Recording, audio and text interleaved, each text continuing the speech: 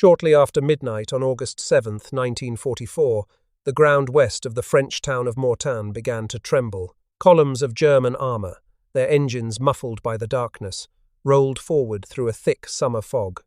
Panzer after panzer emerged from concealed positions along narrow Norman lanes. Turrets swiveled toward the west, their commanders standing in open hatches, straining to see through the murk.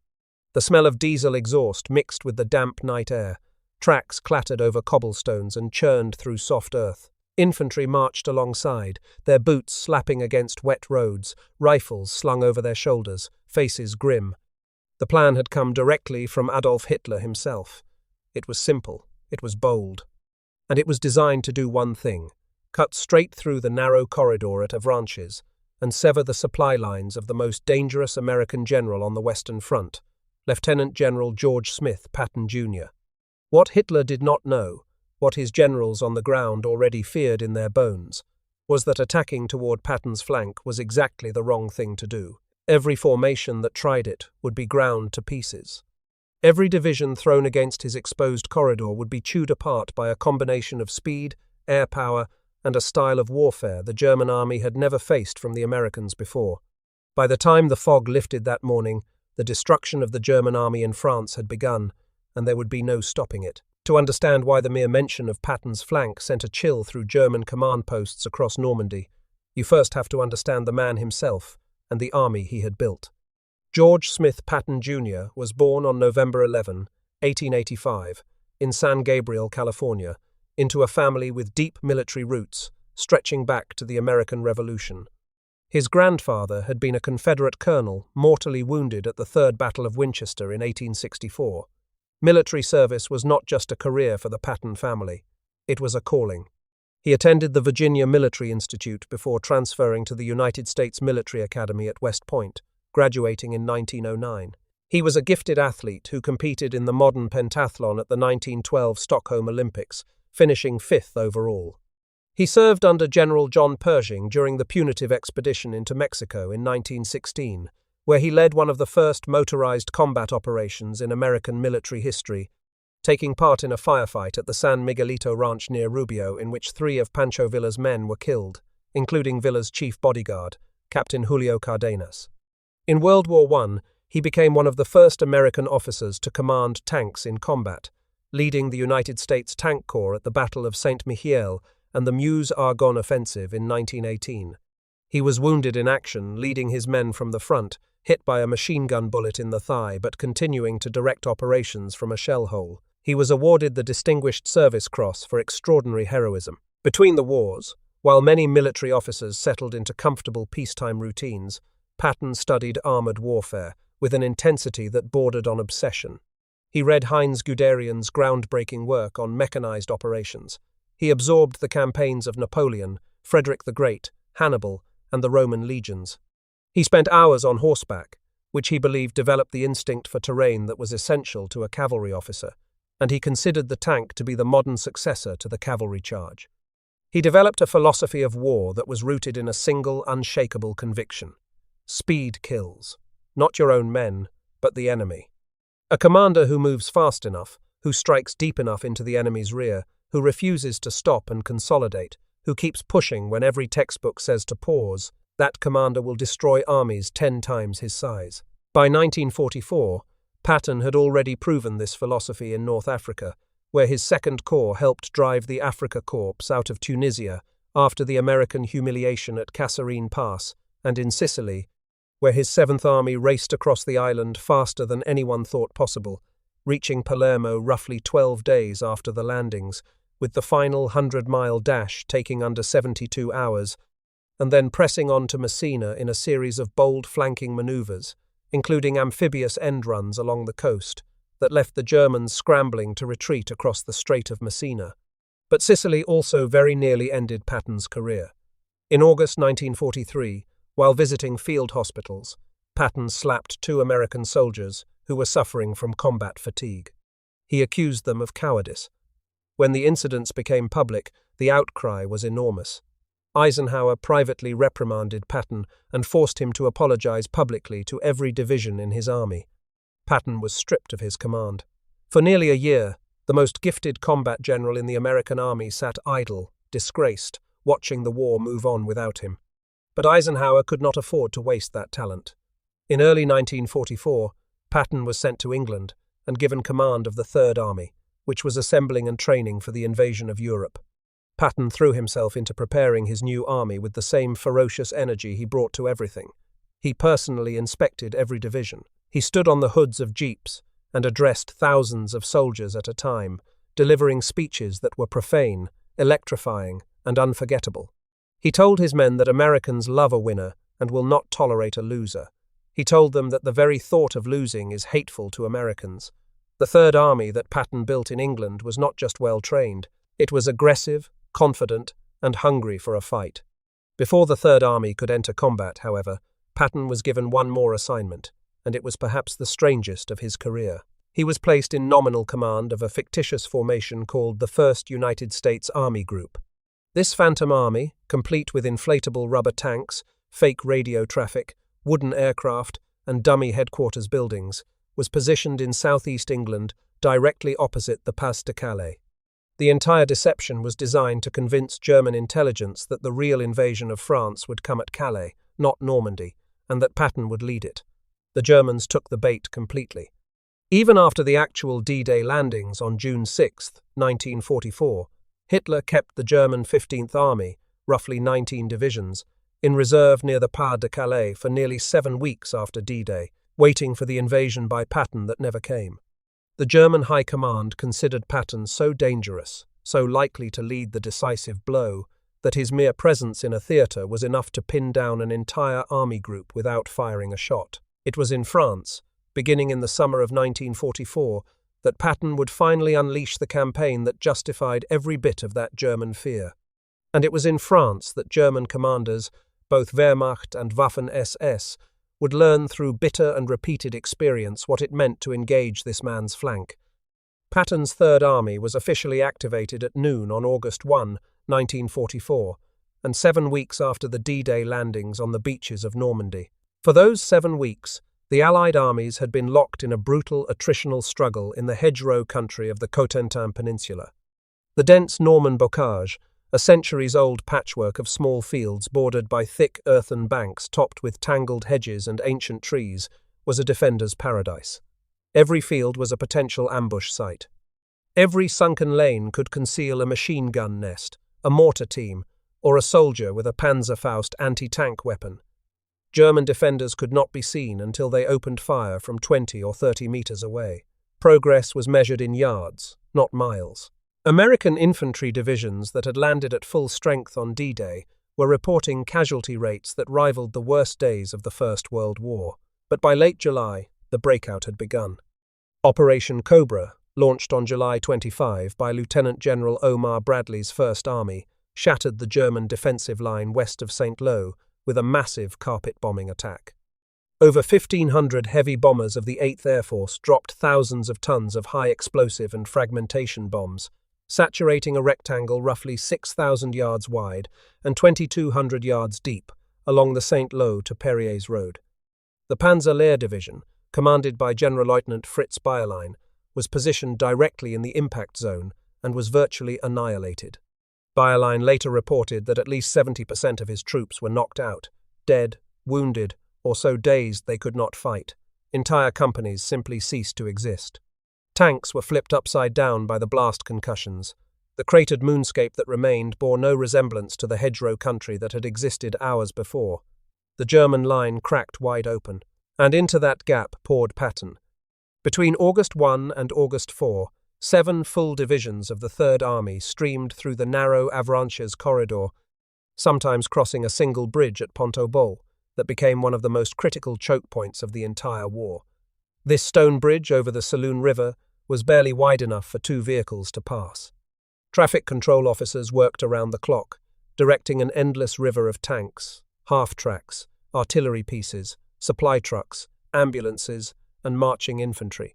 At one point, vehicles were crossing at the rate of 1 every 15 seconds, day and night, a pace that Patton's staff had calculated to the minute. Military police stood at every intersection, waving vehicles through without stopping. Fuel trucks followed immediately behind the armor.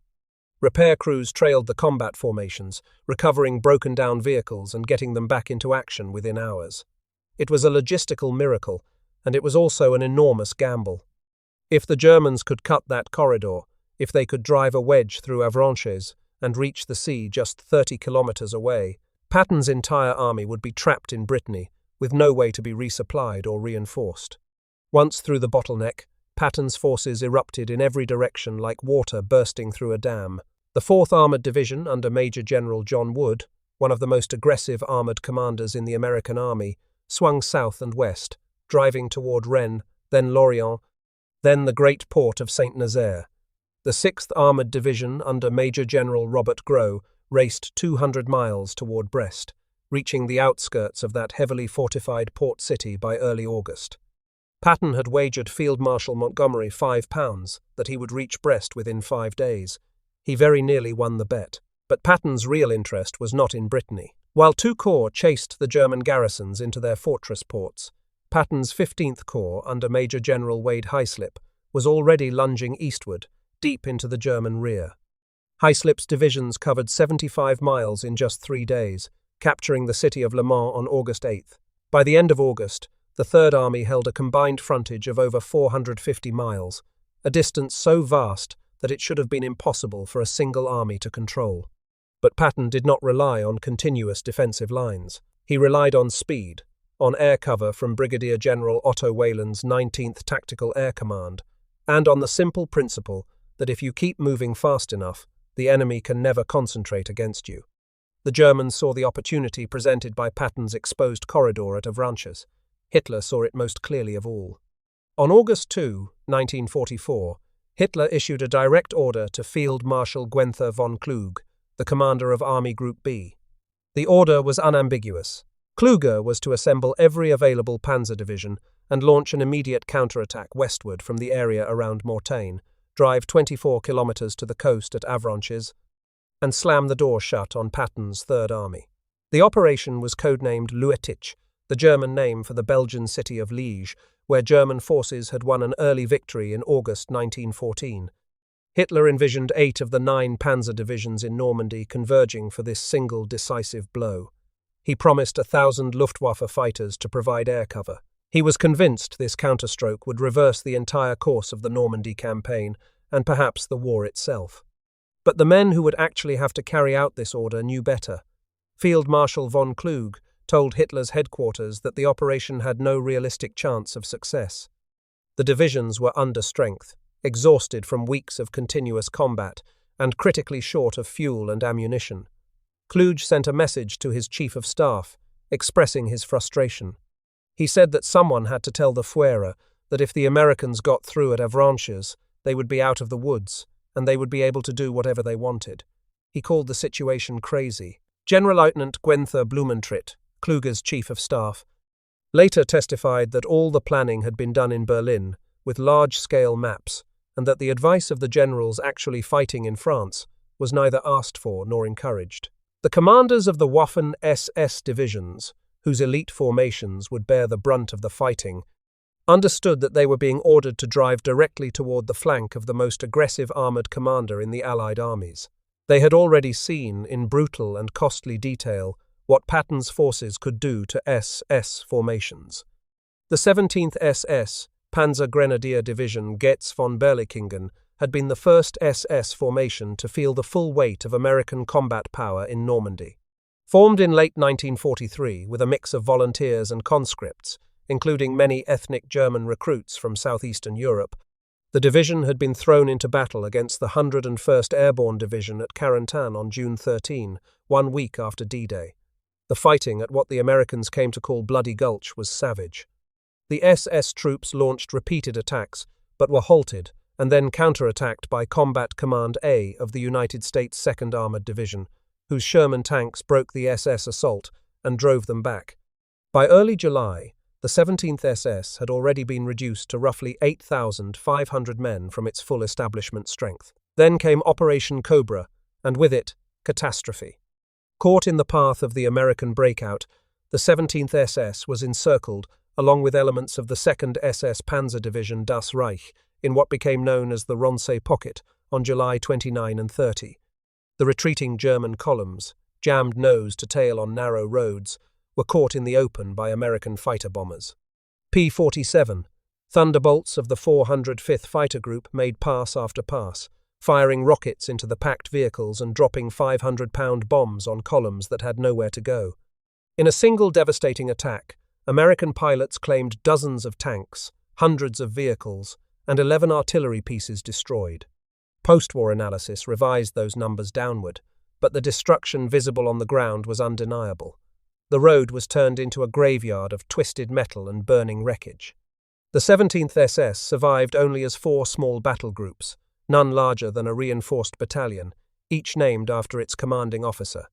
These fragments, battle groups, Braun, Gunther, Fick, and Wahl, were all that remained of a division that had been at full strength just 7 weeks earlier. The 2nd SS Panzer Division Das Reich had lost most of its armour in the same Ronce disaster. The 1st SS Panzer Division Leibstandarte, Adolf Hitler, the most prestigious formation in the entire Waffen-SS, the division that bore Hitler's own name, was committed piecemeal to the Mortain counterattack. Allied air attacks repeatedly disrupted the division's movement to its assembly area, causing hours of delay. Going into the attack, Leibstandarte was at barely a third of its authorized armored strength, with only a fraction of its tanks and assault guns combat-ready. These were the forces, battered, under strength, their crews exhausted, their fuel tanks half empty, that Hitler ordered to attack toward Patton's exposed flank. The total German force assembled for Operation Luetich drew from 5 divisions: the 2nd Panzer, the 116th Panzer, the 2nd SS Panzer Das Reich, elements of the 1st SS Panzer Leibstandarte, and the remnants of the 17th SS Panzer Grenadier. German records indicate roughly 177 tanks, and assault guns actually crossed the start line, though plans had called for many more. The assault was commanded by General der Panzertruppe Hans Freiherr von Funk of the 47th Panzer Corps. SS Oberstgruppenführer Paul Hauser commanded the German 7th Army. At 2 in the morning on August 7th, the attack began without artillery preparation to preserve surprise. The thick fog that blanketed the Norman countryside provided concealment from Allied aircraft. For the first few hours, things went reasonably well for the attackers. The 2nd Panzer Division advanced rapidly through the darkness, reaching the village of Le Mesnil-Adelaide by 6 in the morning, roughly 15 kilometers toward the sea at Avranches. Elements of the 2nd SS Panzer briefly seized the town of Mortain itself. For a few tense hours at German headquarters, it looked as though Hitler's gamble might actually work. The corridor might be cut. Patton might be trapped. But the Americans held a trump card that the Germans did not know about and could not have anticipated. British codebreakers at Bletchley Park had intercepted and decrypted Hitler's counterattack order through the Ultra-Intelligence Program 3 full days before the attack began, on August 4. General Bradley had used that precious warning to quietly redeploy the 30th Infantry Division, known by its nickname Old Hickory, directly into the path of the coming German advance. He pre-positioned combat commands of the 9th and 2nd Armoured Divisions on the flanks, and he alerted every fighter-bomber squadron of the 19th Tactical Air Command to stand ready for a maximum effort the moment the weather cleared. 700 men of the 2nd Battalion, 120th Infantry Regiment, 30th Division, held a rocky prominence called Hill 314 that overlooked the town of Mortain and dominated every road the Germans needed to use. 2 artillery forward observers, Lieutenants Charles Bartz and Robert Weiss, set up their radios on that hilltop and began calling devastating fire onto the German columns passing below.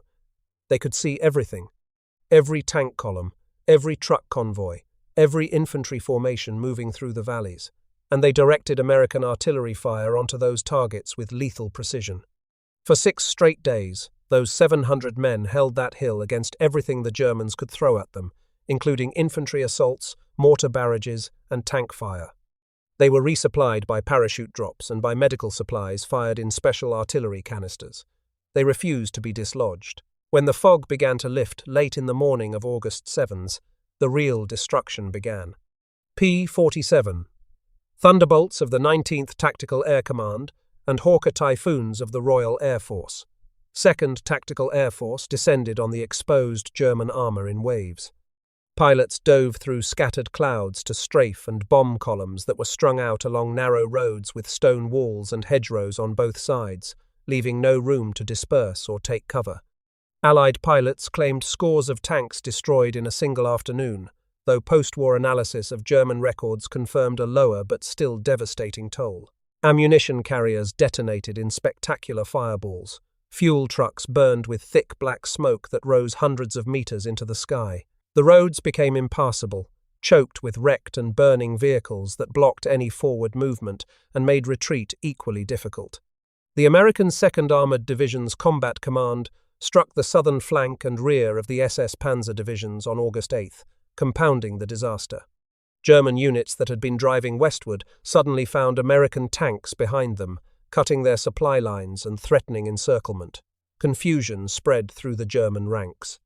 Communications broke down as radio equipment was destroyed by air attacks. Unit boundaries dissolved. Commanders lost contact with their subordinates. And while all of this was happening, while the Germans were throwing themselves westward into the maw of American firepower at Mortain, Patton was not defending his flank. He was not pulling back. He was not reinforcing the threatened corridor. He was doing the exact opposite. He was attacking deeper, faster, and farther into the enemy's rear. On August 8th, the same day the Mortain counterattack was being torn apart, Patton's 15th Corps captured Le Mans, 75 miles behind the German front lines. Haislip's divisions had covered that distance in 3 days. On Patton's orders, the 15th Corps then swung north toward Argenton, aiming to get behind the entire German army in Normandy. Patton once told his officers that flanks are something for the enemy to worry about, not him, and that before the enemy finds out where his flanks are, he would be cutting the enemy's throat. At Mortain, that philosophy was being demonstrated on an operational scale that would reshape the entire Western Front. By August 13, Operation Luetich was finished. The Germans had lost approximately 120 tanks and assault guns, more than 2/3 of the armor committed. American casualties were roughly 2,000 to 3,000, with the 30th Division taking the heaviest losses, suffering nearly 1,000 casualties on August 7 alone. But the strategic consequences for Germany dwarfed anything that happened at Mortain itself. Hitler's order to attack westward had accomplished something no Allied general could have planned. It had shoved every available German panzer division as far west as possible at the precise moment when Patton's forces were sweeping east and the Canadian First Army was driving south from Caen toward Falaise. The trap was forming, the pocket was closing. What followed was one of the most complete destructions of a field army in the history of modern warfare. Patton's 15th Corps swung north after taking Le Mans, covering the distance to Argenton with a speed that left German commanders unable to react or reposition.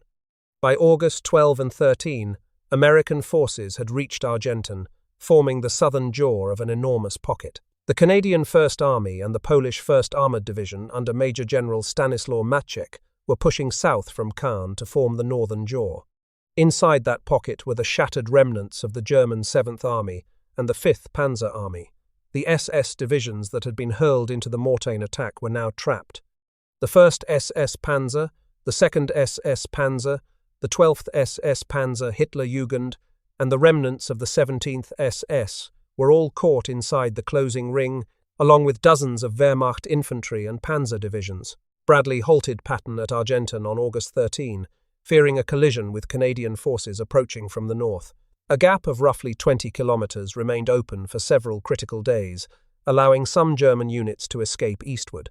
The gap was finally sealed between August 19 and 21, when the Polish 1st Armored Division fought a desperate 2-day battle on Hill 262 at Montormel, a feature the Poles called the Mace. Maciek's men lost 325 killed, over 1,000 wounded, and 114 missing while holding off German formations trying to break out. The United States 90th Infantry Division linked up with the Poles at Chambois, finally closing the ring. The carnage inside the Falaise pocket defied comprehension. Supreme Allied Commander General Dwight Eisenhower visited the battlefield and wrote that it was possible to walk for hundreds of yards, stepping on nothing but dead and decaying flesh. The stench of decomposing bodies, of burning oil and rubber, of rotting horseflesh from the thousands of draft animals that had been killed alongside their handlers, hung over the countryside for weeks. Bulldozers had to be brought in to clear the roads. Entire villages were buried under wreckage.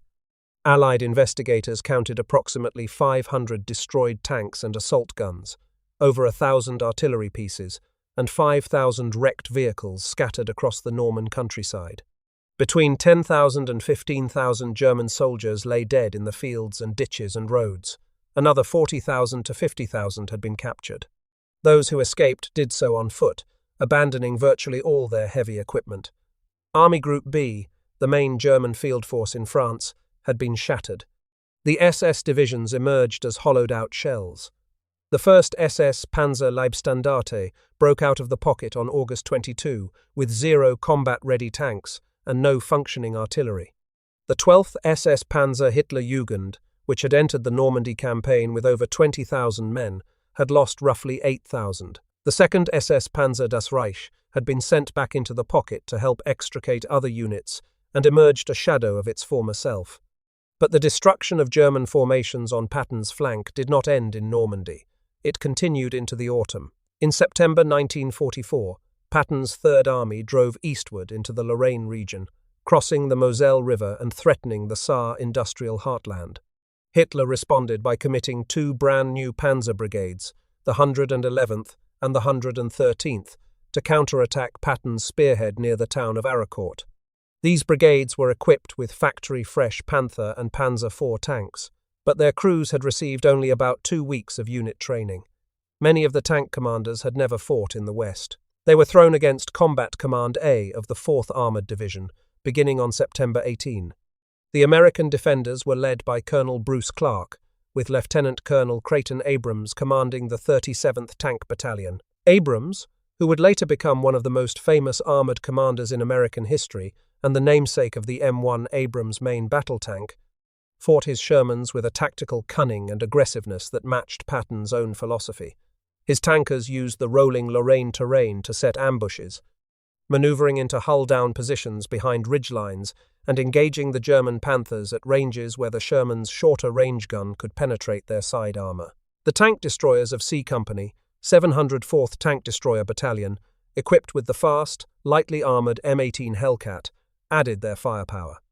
The Hellcat could reach speeds of 55 miles per hour on roads, making it the fastest tracked armored vehicle in the war. Its 76mm gun could knock out a Panther from the flank. The American crews used their speed to set up rapid ambushes, fire and displace before the Germans could react. When the weather cleared, the P-47 Thunderbolts arrived, and added air delivered destruction to the ground battle. The results over 11 days of fighting were devastating. Of 262 German armored fighting vehicles committed to the Aracourt counterattack, only 62 remained operational at the end of September. 86 were confirmed, destroyed outright. The American 4th Armored Division lost 41 Shermans and 7 Stuart light tanks in the same period, along with 225 killed and 648 wounded. The 2 German panzer brigades effectively ceased to exist as cohesive combat formations. General Major Friedrich von Mellenthin, the Chief of Staff of the German 5th Panzer Army that had ordered the attack, later acknowledged the grim operational reality. He wrote that the West Wall was still unmanned at that time, and that no effective defense could have been made there. The counterattack had been an attempt to discourage the Americans from advancing farther. It failed completely, and it cost the Germans armored reserves they could never replace. The Lorraine campaign ground on through October and November of 1944, becoming one of the most grueling chapters in the Third Army's history. Patton's forces fought through constant rain, mud, and flooding. The Moselle and Seine rivers overflowed their banks, turning the countryside into a swamp. Supply lines stretched thin as the Allied logistical system strained to keep up with armies advancing across the breadth of France. Patton's forces were allocated less fuel and ammunition than the northern armies under Montgomery, a decision that infuriated him. Despite these obstacles, the Third Army pressed forward. The ancient fortress city of Metz, which had not fallen by direct assault in living memory and whose fortifications had resisted attackers for centuries, fell to the 5th Infantry Division and the 95th Infantry Division on November 22, 1944. The German garrison fought from a ring of armoured forts that had been constructed by the Prussians after 1870 and reinforced by the French after 1918. The Americans had to take these forts one by one, using flamethrowers, demolition charges, and close-quarters infantry combat. The capture of Metz was a testament to the tenacity of Patton's infantry, and it was a blow to German morale. A fortress that had stood for centuries had fallen in weeks. By mid-December, the Third Army had advanced through Lorraine and was pushing into the Saar region of Germany itself. The front was active, the pressure constant, and every unit was fully engaged. It was at precisely this moment, with his army stretched across a broad front and locked in combat, that the crisis came from an entirely unexpected direction. On December 16, 1944, 3 German armies launched a surprise offensive through the Ardennes forest of Belgium and Luxembourg. The Battle of the Bulge was Hitler's final gamble in the West. 25 divisions, including the strongest remaining panzer forces in the German army, struck the thinly held American line and created a bulge 60 miles deep and 40 miles wide in the Allied front. 2 entire American infantry divisions, the 106th and the 28th, were overrun in the opening hours. Thousands of American soldiers were killed or captured. Panic spread through rear area headquarters. The town of Bastogne, a vital road junction where 7 main roads converged, was surrounded by German forces. With the 101st Airborne Division and elements of the 10th Armored Division's Combat Command B trapped inside, low on ammunition, food, and medical supplies. When the German commander sent a surrender demand, the American acting commander, Brigadier General Anthony McAuliffe, famously replied with a single word: nuts. The Allied High Command met at Verdun on December 19. Eisenhower asked his generals who could relieve Bastogne and when. Patton spoke up immediately. He told Eisenhower he could attack with 3 divisions within 48 hours. The room fell silent. Several generals exchanged skeptical glances. What Patton was proposing seemed operationally impossible. His Third Army was engaged in heavy fighting in the Saar, facing east. To relieve Bastogne, he would need to disengage from the enemy across a broad front, wheel his entire force 90 degrees to the north, move over 100 miles on icy roads through freezing weather, and attack into the southern flank of the German penetration, all within 2 days. No army in modern military history had ever attempted such a maneuver at that scale and speed. But Patton had already anticipated the crisis. His intelligence chief, Colonel Oskar Koch, had briefed him on December 9th, a full week before the German offensive began, that enemy panzer divisions were disappearing from the front line and concentrating for something significant. Patton had immediately ordered his staff to prepare 3 separate contingency plans for a northward pivot, each with a different axis of advance.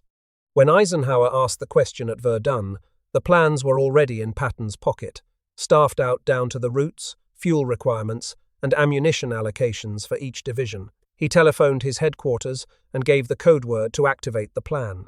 The Third Army began its turn. Tens of thousands of vehicles, tanks, trucks, artillery pieces, ambulances, fuel tankers, and supply wagons swung north through freezing rain, sleet, and snow. The 4th Armored Division, the 26th Infantry Division, and the 80th Infantry Division formed the spearhead of the 3rd Corps under Major General John Milliken. Roads were clogged with retreating stragglers from the shattered American units in the Bulge. Traffic jams stretched for miles on roads that were coated with black ice. Fuel was desperately short. Temperatures plunged well below freezing, and soldiers in open-topped vehicles suffered from frostbite and exposure. None of it mattered. Patton drove his army forward with a relentless intensity that stunned even his own staff. The 80th Infantry Division took the town of Ettelbruck. The 26th Infantry attacked west of the main relief axis to protect the flank, and at the tip of the spear, Lieutenant Colonel Creighton Abrams and his 37th Tank Battalion, the same unit that had shattered the German panzer brigades at Aracourt 3 months earlier, fought their way north through one German blocking position after another. On December 26, at 4:50 in the afternoon, Abrams's tanks smashed through the last German defensive line near the village of Assenois, just south of Bastogne. The lead Sherman, known by its crew as Cobra King, rolled into the perimeter and made contact with engineers of the 326th Airborne Engineer Battalion. The siege of Bastogne was broken. Patton had moved 3 divisions over 100 miles in 5 days, turned his entire army 90 degrees, and attacked into the German flank in the dead of winter. German commanders, many of whom had spent their entire careers studying the campaigns of Napoleon and Frederick the Great, recognized this maneuver for what it was. It was one of the most extraordinary feats of operational planning and execution in the history of warfare. No other Allied commander could have done it. Most German commanders privately admitted that no German commander could have done it either, not at that speed, not in those conditions. In the final months of the war, Patton delivered one last demonstration. On the night of March 22, 1945, he ordered Major General S. Leroy Erwin's 5th Infantry Division to cross the Rhine River at Nierstein and Oppenheim, south of the city of Mainz. There was no massive preparatory bombardment, no weeks of elaborate planning, no 1,000-plane air support package. Patton wanted speed and surprise, and he got both. The 249th Engineer Combat Battalion constructed a 366-meter floating bridge in just 18 hours. American troops poured across into the heart of Germany. On the eastern bank, resistance crumbled. Roughly 19,000 German soldiers surrendered, many too demoralized and exhausted to fight. Patton had crossed the Rhine a full day before Field Marshal Bernard Montgomery's carefully orchestrated Operation Plunder farther to the north. He sent a message to Supreme Headquarters that has become one of the most quoted communications of the war. He told them he had crossed the Rhine and asked them, for God's sake, to send some gasoline. By the time Germany surrendered in May 1945, the Third Army had compiled a combat record unmatched in American military history. In 281 days of continuous operations, it had liberated or conquered 81,761 square miles of territory. It had captured over 1 million prisoners of war. It had crossed 24 major rivers and streams. It had advanced farther, faster, and more relentlessly than any Allied army in the European theatre. The German officers who survived the war left behind a collection of professional assessments that tell you everything you need to know about how the enemy viewed George Patton. General Lieutenant Guenther Blumentritt, who had served as Chief of Staff to Field Marshal von Kluge and had watched the Mortain disaster unfold from the German side, said the German command regarded Patton extremely highly as the most aggressive panzer general of the Allies, a man of incredible initiative and lightning action. Blumentritt said Patton's operations impressed them enormously because he came closest to the German concept of the classical military commander. He added that Patton had even improved on Napoleon's basic principle of speed. Generaloberst Alfred Jodl, the chief of operations at the German Armed Forces High Command, told his interrogators that Patton was the American Guderian. Jodl said Patton was very bold, preferred large movements, took big risks, and won big successes. Generaloberst Heinz Guderian himself, the architect of German armoured warfare, and the man whose theories Patton had studied so carefully between the wars, paid what may have been the highest professional compliment possible. He said that from the standpoint of a tank specialist, he must congratulate Patton, because Patton had acted as Guderian himself would have done in the same situation. General Feldmarschall Albert Kesselring compared Patton to Erwin Rommel, saying both men had developed tank warfare into an art and possessed a kind of instinctive feel for armoured operations. General Lieutenant Fritz Bayerlein, who had commanded the Panzer Lehr Division and faced Patton at Mortain, in the Lorraine, and at the Bulge, offered a telling comparison. Reflecting on the Afrika Korps escape after the Battle of El Alamein in 1942, Bayerlein said he did not think that Patton would have let them get away so easily. And General Feldmarschall Gerd von Rundstedt, who had twice served as Supreme Commander of all German forces on the Western Front, gave the most concise judgment of all. When asked by the American military newspaper, Stars and Stripes, which Allied commander the Germans respected most, Rundstedt answered simply, "He is your best." The evidence for that verdict was written in the wreckage of armoured columns across France, Belgium, and Germany. From the burning hulks in the Roncesvalles pocket to the killing ground at Falaise.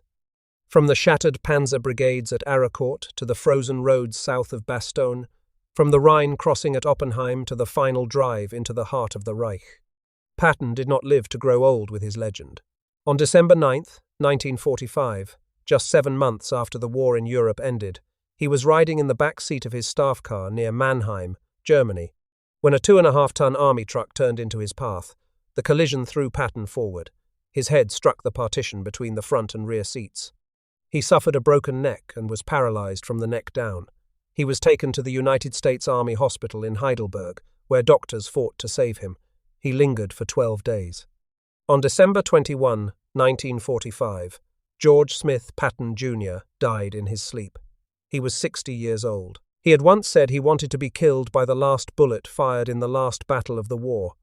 Instead, he died in a hospital bed from injuries sustained in a minor traffic accident. It was a fate that would have struck him as bitterly ironic. The most aggressive combat general of his generation, the man who had survived machine gun fire in the Argonne, who had led armies across North Africa and Europe, who had outrun, outfought, and outmaneuvered some of the finest military formations in the world, was killed by a peacetime truck on a German road. Patton was buried at the Luxembourg American Cemetery and Memorial in Ham, Luxembourg, among the men of his Third Army. His grave is marked by a simple white cross identical to those of the 5,076 soldiers buried around him. He had told his wife that he wanted to lie with his men. He got his wish. Today, more than 8 decades after the war, Patton's grave remains the most visited site in the cemetery. Veterans, historians, and tourists come from around the world to stand before that white cross. Many leave coins on the headstone, an old military tradition of respect. The lessons he taught on the battlefields of France are still studied at military academies from West Point to Sandhurst. His campaigns are analysed in staff colleges in dozens of countries. His principle that speed and audacity can overcome numerical disadvantage, that the bold attacker who refuses to stop moving will always defeat the cautious defender who pauses to protect his flanks, remains one of the foundational concepts of modern armoured warfare. The German commanders who faced him understood this better than anyone. They had built their own military doctrine around the same principles of speed, surprise, and deep penetration. They had conquered Poland in 5 weeks, France in 6, and driven to the gates of Moscow in 5 months using exactly the kind of warfare Patton practiced. But when they encountered a general who applied their own methods against them with equal skill and greater resources, they discovered something that no amount of tactical brilliance could overcome. They discovered that attacking into the flank of a man who refused to defend his flanks, who used his exposed positions as lures to draw the enemy forward into destruction, was not a battle. It was a death sentence. That knowledge, earned in blood at Mortain, confirmed at Falaise, reinforced at Aracourt, and proven beyond all doubt at Bastogne, spread through the German officer corps like a warning passed between survivors of a natural disaster. Avoid the flank. Stay away from the corridor. Do not be drawn in. Because Patton's flank was never what it appeared to be. It was never a weakness waiting to be exploited. It was a door that opened only one way, inward, toward annihilation. And once you stepped through it, there was no stepping back.